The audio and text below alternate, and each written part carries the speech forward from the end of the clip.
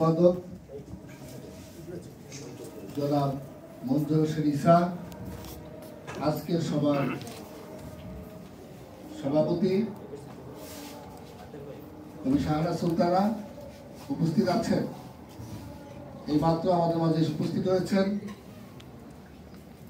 বাংলাদেশের গণতান্ত্রিক আন্দোলনের এক উজ্জ্বল নক্ষত্র, বাংলাদেশ জাসদের সংগ্রামী সাধারণ সম্পাদক, সাবেক এমপি, বীর মুক্তিযোদ্ধা জনতা নাজমুল হক প্রধান আমাদের মাঝে উপস্থিত হয়েছেন।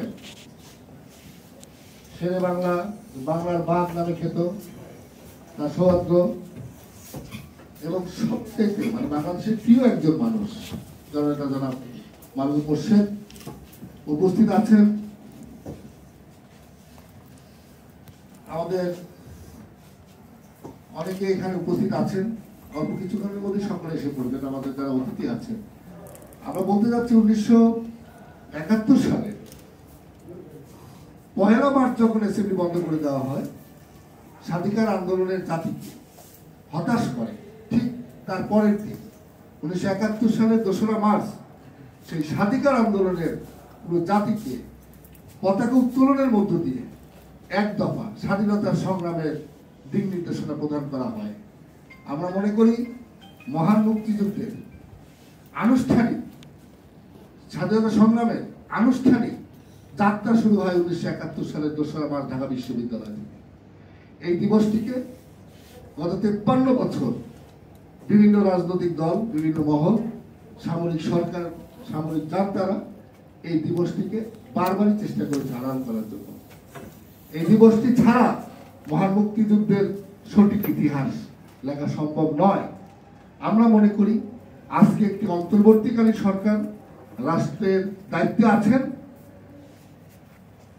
তারা যেন মহান মুক্তিযুদ্ধের যে বিষয়গুলো আড়াল করা হচ্ছে সেগুলো জাতির সামনে প্রকাশ করে, পাঠ্যপুস্তকে লিপিবদ্ধ করে। এবং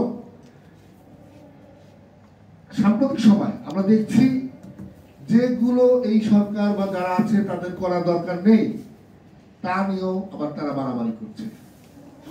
আমি বলতে চাই মহান মুক্তিযুদ্ধের যে মূলনীতি ছিল সেটা পরিবর্তন করার ম্যান্ডেট কিন্তু আপনাদের দেশের মানুষ দেয়নি। এই জায়গাগুলো, স্পর্শকাতর জায়গাগুলো তাদের এড়িয়ে চলার জন্য আমি অনুরোধ করছি। আমি মনে করি 1971 সালের 2রা মার্চ স্বাধীনতা সংগ্রামের বাংলাদেশ প্রতিষ্ঠার বীজ বপন করা হয়। এই দিবসটিকে আমরা আগামী মার্চের 2 তারিখ থেকে রাষ্ট্রীয় মর্যাদায় পালন করতে যেন পারি, সেজন্য সরকার উদ্যোগ নেয়। আর যদি তারা এই মহান মুক্তিযুদ্ধের বিষয়গুলো নিয়ে তালবাহানা করে, তাহলে দেশবাসী গত সরকারকে বা তার আগের সরকারগুলোর প্রতি যারা স্বৈরাচারী মনোভাব দেখিয়েছে, যারা অগণতান্ত্রিক কাজ করেছে, তাদের বিরুদ্ধে দেশের মানুষ যেভাবে ঝাঁপিয়ে পড়েছে, এদের বিরুদ্ধে পড়তে পারে। তাই আহ্বান করবো, অনুরোধ করবো, আপনারা আগামীতে 2রা মার্চ এই পতাকা দিবসের রাষ্ট্রীয় স্বীকৃতি দিবেন, পাঠ্যপুস্তকে লিপিবদ্ধ করবেন।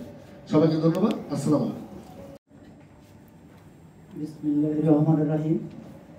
উপস্থিত শ্রদ্ধেয় গুণীজনরা, এখানে আরো আমাদের প্রিয় সহপাঠীরা এবং আজকের আলোচনা সভায় গুরুত্বপূর্ণ একটি বিষয় নিয়ে আমাদের আজকের এই সভা, এবং সকলকে আমি ধন্যবাদ জানাচ্ছি আজকে।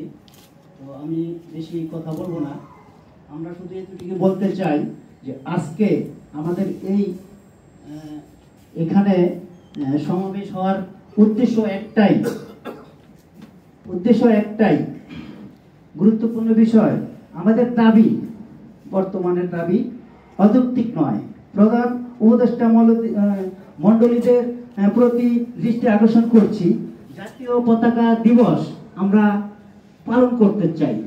এটার স্বীকৃতি অবশ্যই অবিলম্বে দেওয়া হোক, এবং এটা যদি অবিলম্বে দেওয়া না হয় সেক্ষেত্রে আমাদের আন্দোলন বহাল থাকবে। এবং এই কথা বলে আমি আমার বক্তব্য শেষ করছি। আসসালামু আলাইকুম। বিজয় পতাকা 2রা মার্চ আয়োজিত আজকের এই আলোচনা সভার সম্মানিত সভাপতি, উপস্থিত এবং সুধীমণ্ডলী, বিজয় পতাকা 2 মার্চ আজ থেকে 54 বছর আগে যেটা হয়েছিল সেটার স্বীকৃতি নিয়ে আজ আমরা এখনো ঘোরাফেরা করছি। আমাদেরকে মনে হচ্ছে অতীতে আমাদের যারা রাজনীতিবিদ ছিলেন, যারা ক্ষমতাসীন ছিলেন, তারা এই বিষয়টা কখনোই মাথা ঘামায় নাই। শুধু তাই না, হৃদয়ে পতাকা 2 মার্চ কর্তৃক আয়োজিত আজকে এই সভার সম্মানিত সভাপতি কবি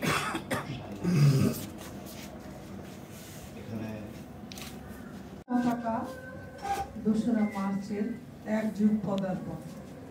আজকে মঞ্চ উপবিষ্ট যে সমস্ত বিজ্ঞ ব্যক্তিদের বসে আছে দেখছি, আমি সবাইকে সালাম জানাচ্ছি, আরো যারা আছে এবং সাংবাদিক ভাইদের সালাম ও শুভেচ্ছা জানাচ্ছি।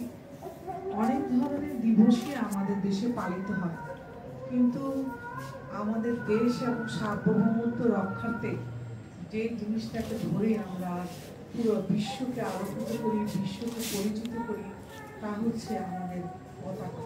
আর সেই পতাকা দিবসই নেই, আর সেই জন্য আমার মনে হয় বাংলাদেশে নেই।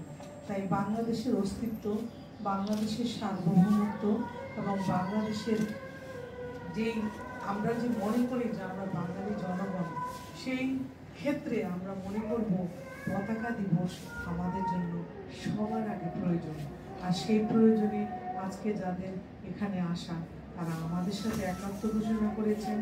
আমি সভাপতি কবি শাহানা আপা এবং মঞ্চ উপবিষ্ট নিক্সন ভাই এবং আরও যারা রাজনৈতিক ক্ষেত্রে বিজ্ঞ এবং তানিয়া বাবা, সবাইকে আমাদের সাথে আজকের এই পতাকা দিবসের আমাদের সাথে একাত্ম ঘোষণা করার জন্য এবং একসাথে হওয়ার জন্য ধন্যবাদ জানাচ্ছি। ধন্যবাদ সবাই।